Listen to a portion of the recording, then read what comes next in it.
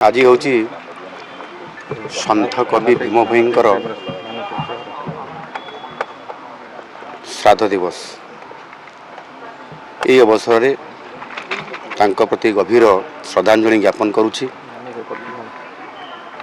सन्थ कवि भीम ही केवल जड़े महान कवि बा सन्थ नथिले, से तिले मानवता, करुणा एवं सामाजिक न्यायर शक्तिशाली स्वर।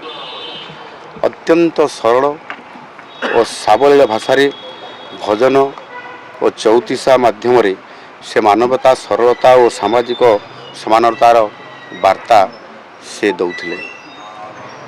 से दिव्यांग थिले सत, देखि पारु नथिले, किंतु तांको देखैबा रास्ता, तांको मुख निसृत बाणी आज कोटि कोटि लोकंकु आज मार्गदर्शन प्रदान करुअछि। से जीव जगतर दुखरे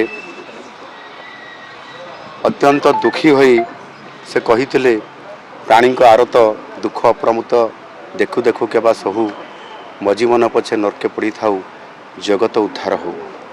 ये महान चिंताधारा आज सन्थ कवि को आज विश्व विदित करिछि। एभली चिंताधारा केवल जड़े कवि किंबा लेखक पक्षरे संभव नुह, यह केवल जड़े सन्थ ही करि परिबे।